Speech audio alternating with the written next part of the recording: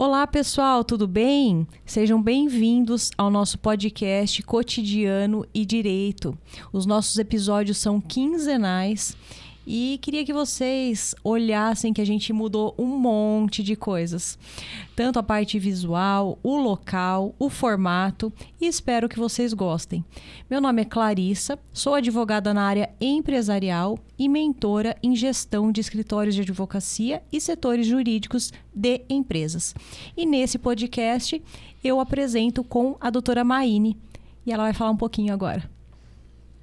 Olá, pessoal. Então, estamos em mais um episódio do podcast Cotidiano e Direito. Eu sou a Maine Hortência, advogada na área de Direito de Família.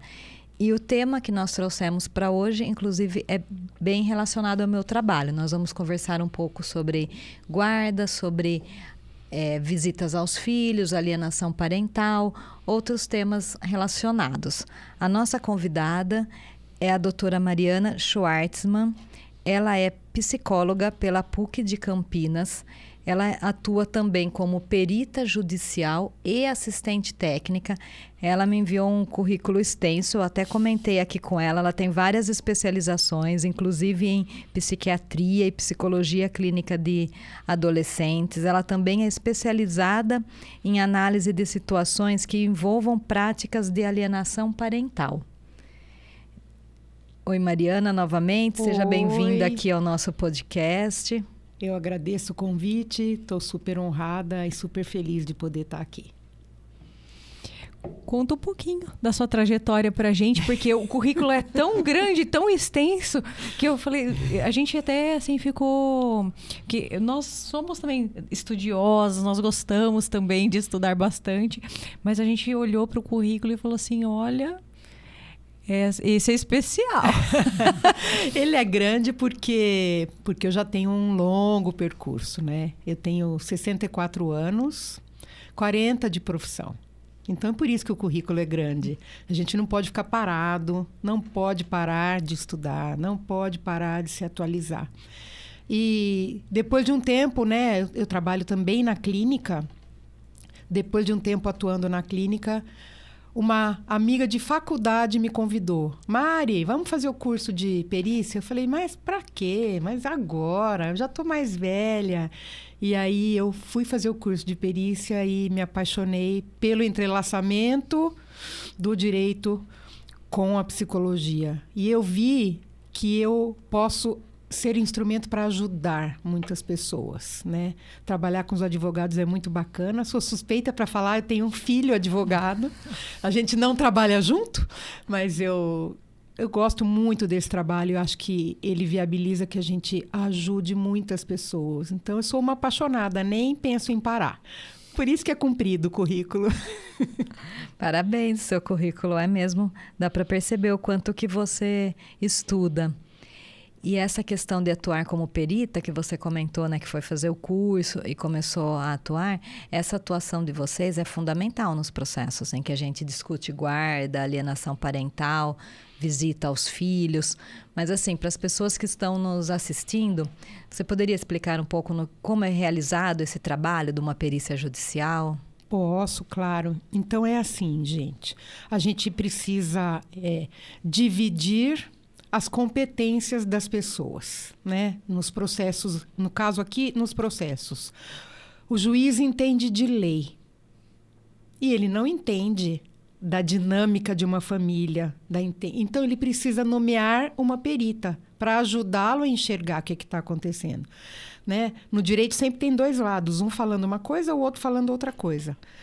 Se cair um prédio, um juiz vai nomear um perito engenheiro para ajudá-lo. Nos casos de família, ele vai nomear uma perita que é da confiança dele, neutra, que vai olhar para os dois lados. Tem dois tipos de perito. Tem o perito do fórum, que é concursado e só faz aquilo, lá no fórum. E tem o perito externo, que é o perito particular. Por que tem? Porque a demanda é tão gigantesca que eles acabaram regulamentando isso. Então, eu, por exemplo, sou perita externa, não sou perita de fórum, tá? Então, a gente faz a nossa formação, faz o cadastro no Tribunal de Justiça, naquele estado onde a gente tem o nosso órgão de classe. Então, o meu registro é no estado de São Paulo. Eu só posso atuar como perita no estado de São Paulo. Como assistente técnica no Brasil inteiro, mas como perita só no estado de São Paulo. Quando o juiz entende que aquele fórum está muito lotado, ele recorre à lista dos peritos particulares e nomeia alguém. Então, eu escolhi as cidades. Tenho colegas que atuam no estado inteiro. Eu não atuo no estado inteiro, tá? Eu atuo em algumas cidades aqui mais ou menos mais perto da minha região, tá? Eu não vou até Presidente Prudente atuar como perita, porque a perícia, inclusive, é um processo bem longo. Eu teria que mudar para lá, para ficar indo e voltando, é inviável. Bom, então esse é o papel. Tem um perito. O perito vai conduzir um estudo quando o juiz decide que ele precisa de ajuda. E aí o juiz fala assim: faculto às partes o direito de nomeação de assistente técnico. Aí cada lado nomeia o seu. Este não vai ser neutro. Então, se eu sou nomeada pela mãe, eu vou defender os interesses da mãe. Sim. E precisa ficar bem claro, gente, não quer dizer que eu vá acobertar os erros da mãe. Então, eu tenho uma prerrogativa como psicóloga um pouco diferente da prerrogativa dos advogados. Eu escolho se eu aceito aquele caso ou não. Então, se eu vejo que é uma pessoa que está com a conduta errada e que ela está irredutível naquilo, que ela não vai aceitar a orientação, eu não pego aquele caso. Porque eu não posso compactuar com um erro. Então, se eu estou como assistente técnica no caso, podem ter certeza que eu acreditei que aquela pessoa está com a verdade. Não que ela nunca erre, mas eu vou administrando isso, orientando também, que eu acho que também é meu papel. Qual o papel do assistente técnico? O assistente técnico é uma peça fundamental, porque só o assistente técnico tem acesso ao perito. É de psicóloga para psicóloga. A perita, com todo respeito, não vai receber os advogados para conversar. Porque, embora a gente trabalhe paralelamente, não é a mesma linguagem. Então, quem conversa com o perito é assistente técnico. Quem elabora questões, que no termo jurídico se chama quesitos, para esta perita e que orienta a perícia, é o assistente técnico, o psicólogo. Eu vou fazer perguntas pelo viés psicológico. E a perita é obrigada a responder para mim. Se ela não responder, a gente vai reclamar no processo através do advogado, né? E ela vai ter que responder, ela não pode se omitir. Então, eu conduzo entrevistas externas, porque a lei me permite fazer isso. Então, eu vou até a escola, eu converso com a professora e aí eu passo essa informação para a perita. Porque nem toda perita vai até a escola. É uma prerrogativa dela. Se a perita não quer conversar com a professora, a assistente técnica aqui vai lá, conversa e passa a informação. Então, é um papel fundamental. Fundamental.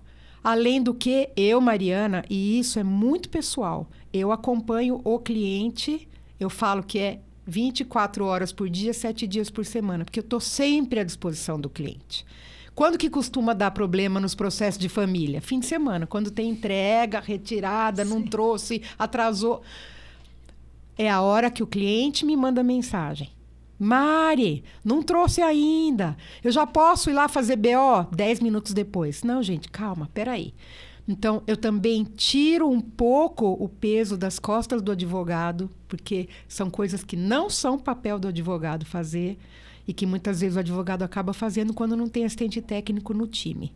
Então, eu falo que o maestro do processo é o advogado. Não faço nada, nenhuma ação sem que o advogado saiba e esteja de acordo. Então, eu vou lá na escola. E o advogado tinha um outro planejamento, uma outra ideia. Mas eu fui na escola. Não, gente. Primeiro eu vou perguntar. Estou pensando em ir na escola. Não é uma questão de hierarquia, é só uma questão de respeito. A gente tem que estar super alinhado. Então, eu acho que é um trabalho maravilhoso, maravilhoso. Depois, o perito solta um laudo e aí eu vou me manifestar sobre esse laudo. Então, tem colegas que só fazem laudo quando eles divergem do laudo. Eu faço sempre, mesmo se for convergente eu vou fazer, porque eu vou reforçar aquilo que a perita já falou, destacar pontos que às vezes ela nem falou, porque é o que o juiz olha, o MP olha, todo mundo olha para isso, laudo e parecer. Ótimo, Mariana. Com certeza é um trabalho importante, fundamental mesmo, como você disse. E esse tipo de trabalho, né, esses laudos, eu acho importante a gente esclarecer aqui para as pessoas em que tipos de processo que normalmente os juízes nomeiam perito, né, e aí cada parte pode nomear o seu assistente técnico, explicando que esses laudos são, então, para verificar naquela família qual é a melhor dinâmica de guarda, visita dos filhos. A maioria dos processos em que você atua são nesse sentido, para analisar o que é melhor para aquela criança? Isso, sempre o foco principal é a criança. Né? Às vezes, a minha cliente tem um pedido, ou normalmente são vários, né? Alguns nem cabe fazer. E eu vou dizer para ela, isso não, porque isso não é o melhor para essa criança. Então, perita e assistentes técnicas, às vezes as pessoas veem que elas estão em lados opostos, não estão. É um trabalho de colaboração, tá? Eu não vejo a perita, até porque eu também sou perita, né? Mas eu não vejo a perita como alguém que está contra mim, que eu devo derrubar o laudo dela, que eu devo... Não é isso. A gente tem que pensar no melhor para a criança. E, principalmente nos casos de família, que são os processos onde eu mais atuo, também atuo no trabalhista, também, mas onde eu mais atuo é no de família, porque tem uma disputa na hora que as pessoas se separam, aí com quem fica, quando encontra, que horas encontra, tem uma discussão aí muito séria e é aí que precisa de perícia e assistência técnica. E é muito terrível, né, doutora Mariana, essa questão dessa vingança, né, de usar a criança como, até às vezes, como vingança mesmo. Como instrumento de vingança. Né? E sem considerar que, às vezes, até mesmo como um objeto. Né? Então, como posse. Sim, com né? certeza. Minha posse e meu instrumento de vingança. É muito, muito triste. As pessoas, às vezes, se separam e nunca terminam de se separar. Porque nunca elas conseguem conversar pensando na criança. Elas pensam nas próprias dores. Realmente, gente, eu acho que um divórcio é um fracasso. Lógico, ninguém casou para isso. É um fracasso, mas você tem que trabalhar isso apartado da sua relação com o pai ou com a mãe dos filhos envolvidos. É muito difícil a gente conseguir essa comunicação, sabe? Hoje em dia, graças a Deus, já tem trabalhos de parentalidade que a gente, como perita, indica, que a gente, como assistente técnico, pede. Ensinar esses pais a trabalhar esta relação para exercer a parentalidade separadamente dessa questão das mágoas e, enfim, porque as pessoas chegam a níveis quase que inacreditáveis. Não vou dizer que são inacreditáveis, porque eu vivo e vejo isso. Até de falsas acusações de abuso. Nós temos uma outra epidemia. Depois da pandemia, a gente teve uma outra epidemia, que é a epidemia de falsas acusações de abuso sexual. É muito comum. Tava tudo bem. A hora que divorciou, então aí eu venho com a denúncia, sabe? Sim. E isso é muito sério, repercute muito na criança, destrói a vida de uma pessoa, né? Com certeza. Muito sério, muito sério. Aí a gente tem que ficar ajudando a provar que aquela pessoa não é abusadora. Sim, com certeza. E é um sofrimento, assim, da pessoa que está sendo acusada injustamente, das crianças, que a gente também não sabe nem onde vai parar, porque a gente não sabe a profundidade que aquilo atingiu a criança e também a vítima, que fica o tempo inteiro tentando provar que não é aquilo, né? E particularmente, assim, eu acho de um nível de crueldade muito sem precedentes, né? Até porque a criança, ela é, né, um ser em formação. Eu fiz estágio era diferente, claro, a abordagem, mas eu fiz estágio no Ministério Público da infância e juventude. E aqui de Americana mesmo. O promotor era excelente. Hoje ele é lá de Campinas, ele acho que se formou na PUC também, o Dr. Rodrigo. E aprendi muito, assim, não dessa parte, mas da parte de tratar a criança como um ser em formação mesmo, né? E com todo o respeito, ele tinha, assim, realmente um dom, sabe, de olhar aquela criança de uma forma integral. Então, foi aí que acho que isso despertou em mim também. E acho que quem faz direito também tem essa questão de falar assim, eu quero saber a verdade, então eu quero, então vamos fazer a justiça, porque sempre, claro, nesse caso, pensando no melhor para as crianças, né, para os filhos.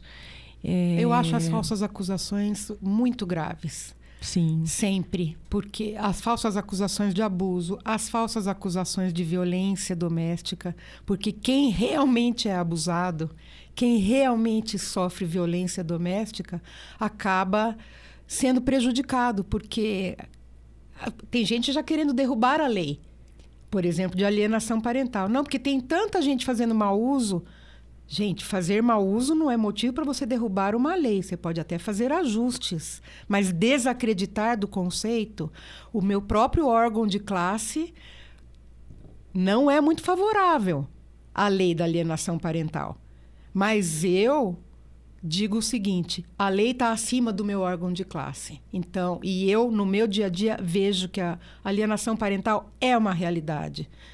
Então, para mim, o que manda é a lei, não é nem meu órgão de classe, que eu tenho o maior respeito, tenho que seguir, mas a lei está acima. Então, ele não pode criar uma nova lei que não está acima da própria lei, né? Então, é muito sério isso.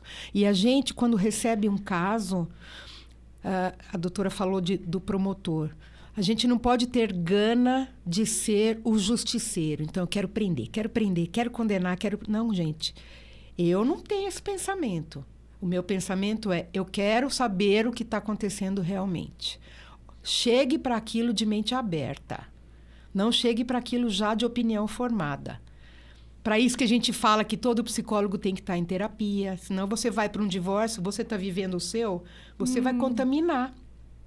Então, a gente tem que chegar pronto para entender o que realmente está acontecendo. Senão, não podemos ser operadores do direito, porque a gente pode promover, olha, a responsabilidade do trabalho de uma perita. Porque o juiz vai se basear no laudo dela. Com certeza. É muito sério. A vida da criança pode estar nas mãos daquele laudo. Não é uma coisa simples. Você não pode ser preconceituoso, você não pode ter ideia pré-concebida. Né? E tem que estudar muito. Por isso que eu estudo muito, continuo estudando muito. Por isso o seu currículo, né, Mariana? E, Mariana, quando vocês vão fazer um laudo para verificar qual a melhor dinâmica, né, familiar para aquela criança principalmente, quais aspectos que são observados no momento de pensar na guarda ou nos dias de visitação? Então, sempre pensando no melhor para a criança. E se o melhor para a criança não está acontecendo, quando judicializou, quando, né, já estamos na justiça, já não tem acordo. Mas a gente precisa enxergar qual é aquele sofrimento, onde que está a falha naquela engrenagem familiar, porque não tem ex-pai e ex-mãe. Sim. Tem ex-marido e ex-mulher, mas ex-pai e ex-mãe não tem. Tem avós sendo punidos por tabela. Tem medida protetiva que daí não deixa a avó também ver. Então, tudo isso precisa ser analisado. É importante também eu falar, eu acho, que o perito não faz diagnóstico. Nós não podemos fazer diagnóstico. Mas eu devo avaliar aquela personalidade daquele pai e daquela mãe. Porque isso vai nortear meu trabalho e eu, como perita, também faço orientação. Tá? É vedado que eu faça diagnóstico. Então, às vezes, as pessoas têm isso. Se eu não usar nenhum instrumento, gente, eu preciso de instrumentos. Então, são os testes psicológicos. É muito importante o uso dos testes. É prerrogativa de cada perito escolher os instrumentos que eles usam. Sim. Mas eu, Mariana, acho que a gente não pode usar só entrevista. Lógico que eu tenho uma convicção de que a verdade sempre aparece. Então, eu converso com a pessoa hoje 1 hora, ela pode ficar ali segurando a verdade, mas eu vou conversar de novo. Dá muito trabalho segurar uma mentira. Você tem que lembrar o que você falou exatamente e para quem. Você não consegue repetir igual quando não é verdade. Então, uma entrevista só pericial não serve. Não usar testes, embora seja prerrogativa do perito, eu acho temerário. Eu acho que a gente deve usar testes. Dependendo da idade da criança, não tem testes que a gente possa utilizar. Existe um órgão do Conselho Federal de Medicina que regulamenta os testes. A gente não aplica teste da nossa cabeça. A gente não pode aplicar o teste que agora atualmente está sendo reavaliado, porque eles são frequentemente. Você tem que olhar lá se aquele teste agora está liberado. Então, dependendo da idade da criança, como que a criança se comunica? É através de brincadeiras, é através de jogos. E é assim que a gente avalia a criança. O assistente técnico não avalia a criança, porque senão a gente faz uma avaliação em duplicidade. Então, eu estou incorrendo em falta ética. O perito vai avaliar, eu avalio também. Tá? Não, a gente não avalia a criança, mas o perito avalia. É legal que o perito vá à casa, a casa do pai, a casa da mãe, que ele veja com os próprios olhos a relação das crianças com a mãe, das crianças com o pai.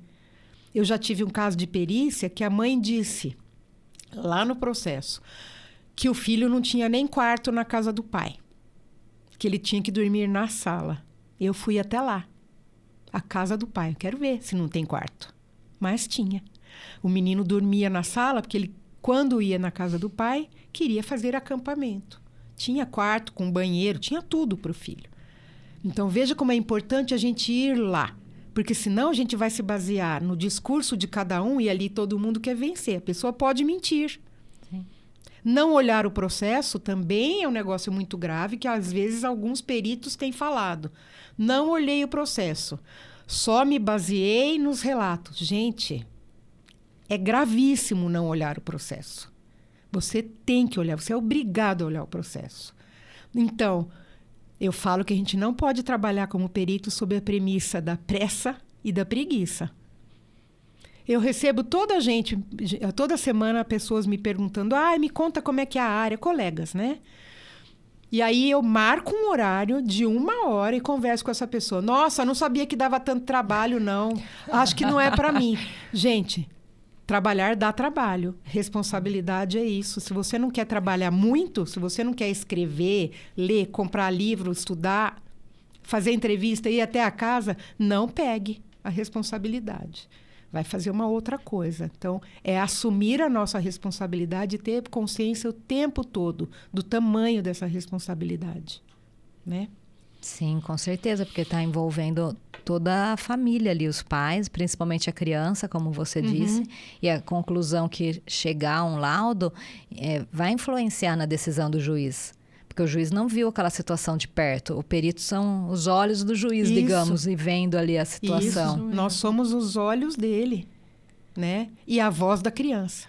Sim. Então, verdade. Sabe que eu tive um professor em outra área até, mas era uma área também que, assim, mexe muito com as pessoas, que é direito penal. E até correlata em alguns momentos, né? E ele falava, né? Ele era juiz e ele falava que a sentença pode cortar a carne viva.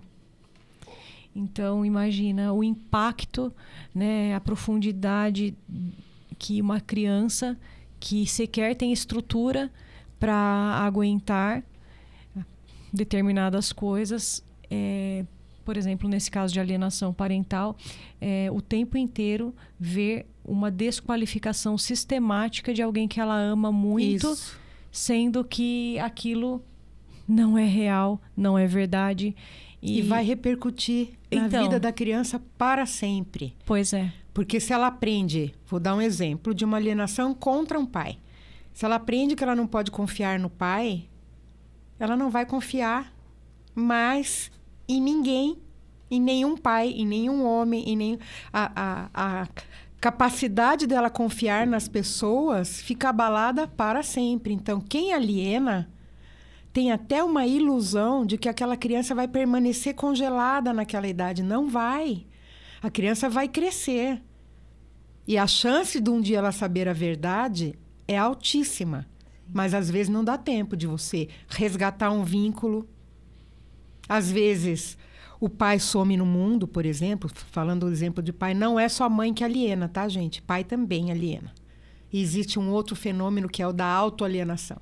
A própria pessoa diz do outro que o outro está fazendo isso, que eu não consigo. Na verdade, é uma autoalienação. Então, a alienação é sempre danosa. É sempre danosa. E você achar que aquela criança vai ficar parada no tempo, não vai. Então, às vezes, não dá tempo. E se o pai falecer? Você não consegue resgatar. Você pode ficar sabendo tarde demais. A criança pode acreditar naquilo, tanto na desqualificação quanto no abuso. A gente fala implantação de falsas memórias. Parece mágico, místico? Não é. A mente da criança é muito plástica. Então, você fala, repete, repete, repete, repete, ela acredita. Acredita. E até delicado, a gente não tem, acho que, muito tempo para falar sobre isso, mas tem a questão do depoimento especial, que é delicadíssimo ouvir a criança.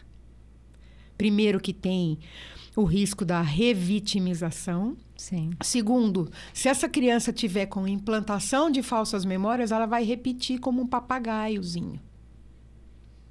Né? Então, tem uma coisa que eu gostaria de abordar com vocês, que é... quando o pai ou a mãe trazem um relatório de profissional externo. Os juízes e promotores tendem a olhar isso como um documento unilateral. E ele é unilateral. Por quê? Porque foi a mãe ou o pai que solicitou, né? O nosso código de ética permite que a gente atenda uma criança com a solicitação apenas de um dos dois, tá? E não precisa ter autorização dos dois. Aliás, quando eles estão em litígio, sempre que um escolhe um profissional, o outro não quer aquele, né? E a gente precisa entender, gente, que existe corrupção, mas nem todo profissional é corrupto. Então, quando alguém pede para mim uma avaliação de uma criança, vamos pensar, a mãe veio e me pediu a avaliação de uma criança abusada. Eu vou e avalio a criança e concluo que é muito provável mesmo que ela esteja sendo abusada. O juiz olha e fala, isso é unilateral. Não vou aceitar, porque foi a mãe que pediu. Então, além do que é um pouco ofensivo, estou falando até em defesa da classe. Então, eu produzi um laudo falso só porque a mãe pediu? Eu estou tentando condenar um pai? Eu sou venal? Eu conversei isso outro dia numa audiência que me chamaram para depor. Eu apliquei um teste, não era nem assistente técnica, nem perita. Apliquei um teste de Rocha, que é muito usado no jurídico, numa falsa acusação. E o teste deu que ele não tem perfil. Não tem perfil. Aí a advogada me perguntou, você viria depor? Os psicólogos correm, tá, gente, disso. Não, não posso, não, meu conselho não deixa. Gente, aquilo que eu escrevo, assino, eu me responsabilizo. Se eu tiver que ir para Roma para falar isso para o Papa, eu vou. Eu não escrevi, eu não avaliei. Pode me chamar, me chamou. Aí ela me fez as perguntas e aí chegou na hora do promotor me fazer perguntas. E aí ele me perguntou, você também avaliou a mãe e a criança? Eu falei, não. Eu fui procurada pelo pai.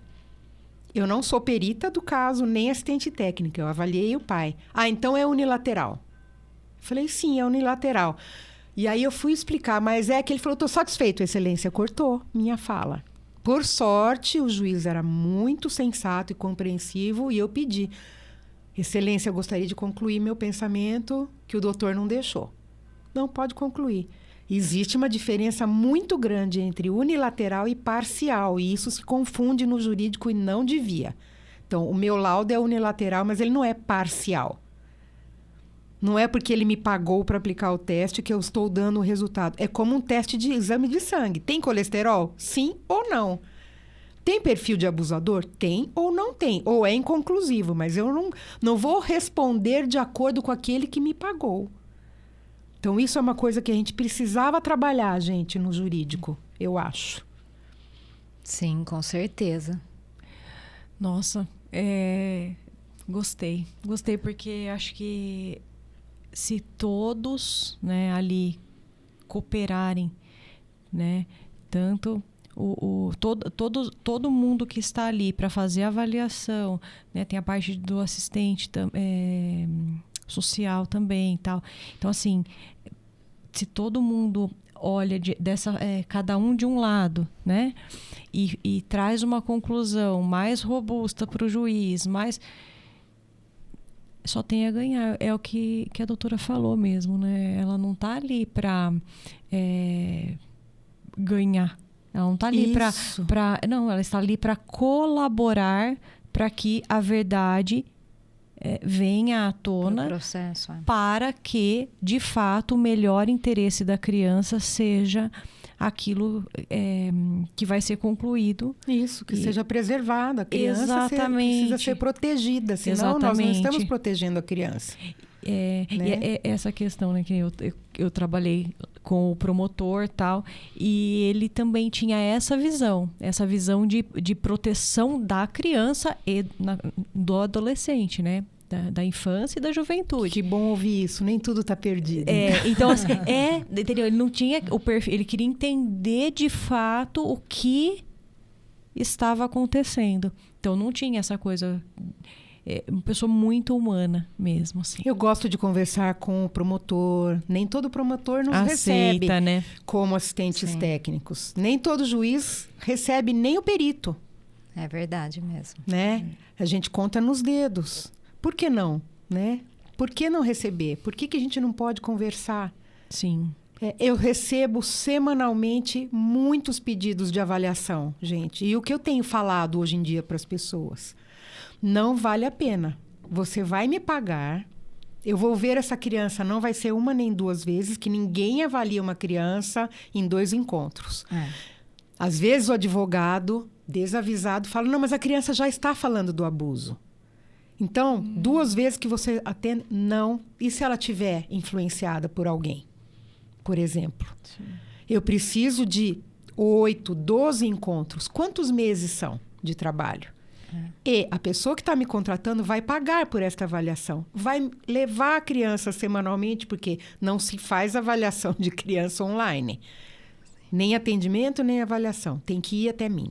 Eu diria que esse processo de avaliação demora uns 4 meses. E aí eu produzo um laudo de avaliação.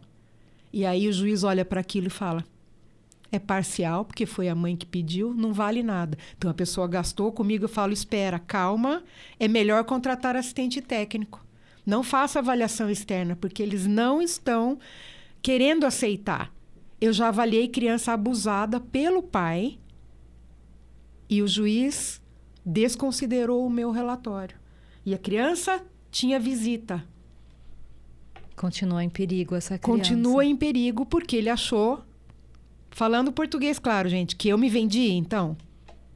Sim. Então, isso é muito sério. A gente precisa esclarecer isso dentro do meio. Tá? Que existem avaliações e avaliações. Sim, e Mariana, quando você comentou sobre alienação parental, eu ia te pedir naquela hora, essa é uma dúvida que a gente sempre, né, ouve no escritório, de quais condutas caracterizam a alienação parental. Às vezes a pessoa tem um pouco de dúvida. Se eu falar isso ou aquilo do pai, isso já é uma alienação parental? Se você pudesse também explicar um pouquinho alguns exemplos do que seria essa alienação. Delicado, né? É bem delicado uma pessoa se separar e não falar do ex. Mas eu diria que não é para falar nada de ruim. Hoje é dia de você visitar seu pai. Não, mas eu não quero ir, porque daqui a pouco começa o negócio, vai crescendo tanto, mas a criança não quer ir, mas a criança não quer ir. O fato da criança não querer ir já é um sinal de alerta. Por que essa criança não quer ir? Não se fala de processo para criança, gente. Criança não tem condição. Eu estou vendo crianças de 12 anos que estão equivocadamente com acesso à internet, se informando sobre tudo na internet. Então, ela vem dar aula. Ela vem da aula. Criança não deve saber do processo. Para a criança é assim, o pai e a mãe não se gostam mais, não vão mais ficar juntos, mas o seu pai continua sendo seu pai, a sua mãe continua sendo sua mãe, né? Tem muito pai que acha que alimentos serão pagos para a mãe. Então, não quero dar, eu não vou dar dinheiro para ela.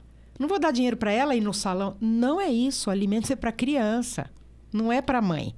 Quando é para a mãe, é designado, né? Mas existe essa coisa do eu não quero, agora ela está com outro, agora ele está com outra, agora... Isso não tem nada a ver com esta criança de agora. Então, os sinais são ficar falando mal do outro, ficar arrumando confusão, ficar colocando coisas no dia. Não, o dia dele pegar é sexta-feira. Aí, vai lá e coloca numa aula de balé. Não, esse dia vai ter o aniversário da avó. Não, não é seu dia, não vai levar. Então, isso tudo é alienação. A gente, é nosso papel, então, como assistente técnica, como advogado, não faça isso. Fotos na internet, eu fico em cima dos meus clientes. Não coloque. Não coloque a foto, porque isso pode e será usado contra você. Então, cuidado com o que responde. Não, eu não admito que meu filho entre no carro se a namorada do pai tiver. Gente, você tá na cara que isso é uma alienação. E qual que é o seu direito de interferir que você não quer que o pai namore? Ele é seu ex. Dói, mas a gente precisa lembrar a pessoa disso. Então, não querer que o filho vá, começar a fazer um monte de objeções, né? Também, às vezes, aquele que está fora, no caso o pai, acha que a vida continua igual. Então, ele quer ligar para o filho de manhã para dar bom dia, quer falar com o filho na hora do almoço, como foi a escola. Criança detesta falar no celular. Detesta.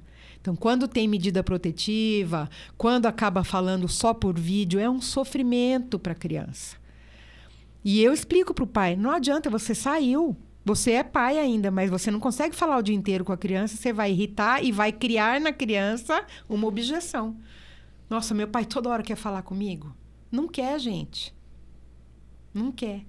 Então, a gente tem que preservar as relações. O pai preservando a relação da criança com a mãe e a mãe preservando a relação. Tudo que for fora disso, tudo que for uma objeção, também, seu pai é um chato, hein? O que ele tem? Não se fala isso. Você pode não gostar. Depois, se quiser discutir, discute. Nunca para a criança ou na frente da criança. Com certeza. Sabe, doutora, realmente tem esse outro lado, né? Que agora foi trazido, que é justamente que as duas relações têm que ser preservadas, né? Parece que é tão óbvio, mas tem que falar, porque que nem, por exemplo, às vezes também vai no escritório assim, nossa, mas a outra parte quer o tempo inteiro ficar falando. Eu chego em casa exausto ou exausta, e aí eu não posso nem tomar banho, porque se não atender naquela hora, o telefone está alienando. Chamada não. de vídeo. Viu? Eu acabei, eu nem entrei em casa ainda, precisa. E aí quer falar de vídeo, quer. Então, assim. É um controle que a pessoa quer ter sobre a vida do ex, não é sobre a criança. É isso. Né? Outro dia teve um pai que mandou uma mensagem, e é a mãe que é a minha cliente. Por que você não atende o telefone? Eu tô no carro, pai. Mas é você que está dirigindo, por acaso? Não está dirigindo. Tem 12 anos, vai dirigir como? Mas ele está no carro, com a mãe, com o irmão. Então, não é o momento Puxa adequado. Vida, não é um bom momento para falar. Pois é. Não dá para também falar, tem que ficar à disposição. Não. Né? Agora, o que não pode é, olha, por favor, vamos nos falar então, combinar. Vamos nos falar então na sexta-feira, às 7 horas da noite. Aí, colocar empecilho para. Aí, não ter esse diálogo, essa conversa, essa flexibilidade. Né? E eu sempre falo, igual agendamento de paciente, gente. Quando eu preciso cancelar um agendamento de paciente, eu costumo oferecer um horário antes daquele que eu vou cancelar. Muito bem pensado. Porque é horrível você falar, não, a gente marcou hoje, mas não vai dar. Não vai dar aí? E aí? agora só daqui a 10 dias. Não, gente. Então, a mesma coisa, né? Transportando para um processo. Combinamos de conversar sexta às 7. Aí apareceu, vou sair com a tia. Dá para ser às 5? Pode ser às 3? Quer almoçar com ele? Porque a tia chamou para não sei o quê. Propõe algo antes. Não é tirar, porque o outro fica sem. Né? A criança fica sem e o outro genitor vai ficar sem, porque se arrumou alguma coisa bem naquele horário. Eu também brigo, tá? Com os clientes. Outro dia um cliente estava falando, eu tenho que buscar minha filha, mas eu não vou conseguir, eu vou atrasar 2 horas porque eu vou ter um compromisso. Aí é no grupinho, advogada, eu e ele. Que eu faço um grupo, não é para ficar trocando bom dias, mas é para a gente centralizar a informação. Eu falei para ele, quem mandou você colocar um compromisso no horário que você tem que buscar sua filha? Você está num processo, já saiu o laudo, é favorável a você, que você aumente a sua convivência com a sua filha. Agora que tem a convivência, determinação judicial a gente cumpre, depois se a gente não gostar a gente discute. Mas primeiro a gente cumpre, não é assim, não gostei eu mudo da minha cabeça. Senão, gente, para que juiz, para que advogado? Você não marcou sua filha? Você não tem que pegar sua filha às 11? Tira o compromisso, não a filha do lugar. Ai, doutora, será? Não, será não, é assim. É ela. Quem mandou você marcar um negócio no horário de buscar e agora você fala para a mãe, eu vou atrasar 2 horas? A mãe também se programou, a criança está programada para te receber. Sim. Então, se precisa, eu brigo com o cliente também. Sim, até porque são muitos detalhes que a gente fala, mas faz diferença tudo isso para a convivência, para a confiança que essa criança vai ter de que o pai vai buscar lá no horário que esse ficou negócio de estabelecido. marcar e não aparecer, marcar e não ir, marcar e desmarcar, marcar e atrasar, gente, não dá. É muito ruim mesmo. Ele estava entregando a criança atrasado na escola. E aí eu falei para ele, olha, eu sei que você não tem a prática, você vai preparar a mochila dela. Eu dou aula, né? Na véspera, deixa tudo pronto, já ali do ladinho. Você tem que sair mais cedo. Você não pode chegar 40 minutos atrasado na escola. A escola liga para a mãe. Então. Ele não apareceu. A mãe já pensa, sequestrou minha filha. Não, ele está no trânsito. Mas ele se atrasou. Por que se atrasou? Porque não consegue se programar. Vida com criança pequena não é fácil. Mas tem que ter de comprometimento. Tem que ter. Você tem que saber contar com o trânsito. Você se atrasa para sua consulta médica? 40 minutos? Não, né? Pois é. Então, são aulas de parentalidade que a gente precisa dar. Importantíssimas, aliás. Mariana, nossa conversa está muito boa aqui, mas a gente tem um tempo aí que precisa cumprir do programa, infelizmente. Se tiver alguma coisa que você queira complementar, que você acha importante aí para as pessoas que estão nos acompanhando, que tenha faltado da gente Olha, eu comentar. acho que vocês perguntaram tudo. Eu acho que eu poderia ficar falando a gente por mais adoraria. muitas horas. Se vocês gostarem, eu posso voltar. Com certeza. Foi muito legal. Eu acho que eu falei mais ou menos tudo. As pessoas confundem muito os papéis do assistente técnico, do perito. Eu acho que ficou claro que sempre quem escolhe o perito é o juiz. Sim. Né? Outro dia, uma advogada pediu para me nomear como perita particular. E a juíza indeferiu. Óbvio, eu falei, gente, eu não sou perita particular. Eu sou assistente técnica. Óbvio que a juíza não vai deixar você me escolher para um cargo, não é isso. Sim. Então, isso precisa ficar claro, precisa conversar muito. A gente não disputa poder com ninguém. A gente se junta por aquela causa. Né? Eu acho que é isso. Sim, foi ótimo, excelente. Muito obrigada, muito obrigada. Eu espero que eu tenha podido esclarecer, clarear, porque é bem confuso e o vocabulário de vocês é bem complicado. É verdade. Mas você conseguiu sim, ficou, né, super clara a explicação. Que bom, gente. Com certeza, foi uma aula. Ai, que bom. E super acessível também, isso que é importante. Eu, particularmente, sempre tento não usar juridiquês em nada, porque que comunicação é essa que a outra pessoa não entende, que tem que ficar desesperado para tentar entender? Não é assim, né? A gente tem que falar de forma mais pedestre, né? Então, eu já aboli faz tempo da minha da minha vida. Isso eu, assim, quem trabalha comigo sabe. Eu não gosto. Eu acho a comunicação humana muito complexa, muito difícil. Nós somos os únicos que falam, fora os papagaios, né? Mas nós é que temos a maior dificuldade. Né? Então, por exemplo, eu falo para os clientes, não mande mensagem por escrito, porque quem dá o tom, última fala, gente, prometo, quem dá o tom para o que está escrito não é quem escreveu, é quem leu. É verdade. Né? Então, eu escrevo num tom. Isso Então, mesmo. eu falo, você manda para mim assim, oi Mari, bom dia. Eu respondo um oi cheio de oi. Eu estou respondendo animada. Dependendo do seu humor, você vai entender, oi, o que foi agora? Então, use áudio, sim. A pessoa vai ouvir quando ela puder. Não precisa ser na hora. Todo mundo tem que aprender a esperar. Mas use áudio, porque o outro escuta seu tom. Isso. Não se discute pelo WhatsApp, gente. Não se discute pelo WhatsApp. Concordo. Então, a comunicação, a gente precisa se fazer entender. Não é falar bonito, difícil. Exato. Né? E o quanto é importante e o quanto é difícil de se comunicar com clareza. Com certeza. A questão de áudio, eu penso da mesma forma. Eu gosto muito mais de receber áudio. Tem gente que odeia.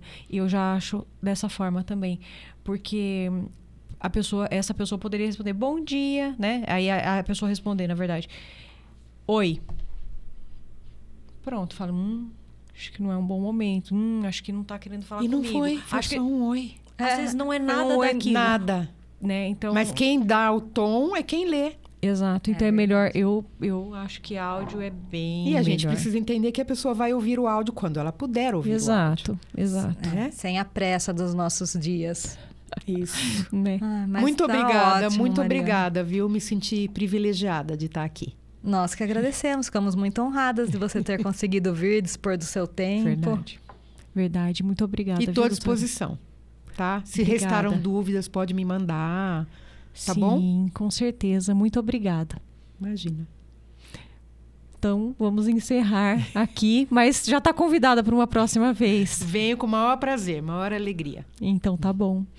Então, pessoal, estejam conosco. Os episódios são de 15 em 15 dias, de forma gravada agora, nesse novo estúdio, né? Com essa nova parte visual. Depois vocês coloquem também nos comentários se vocês gostaram. E vem com a gente.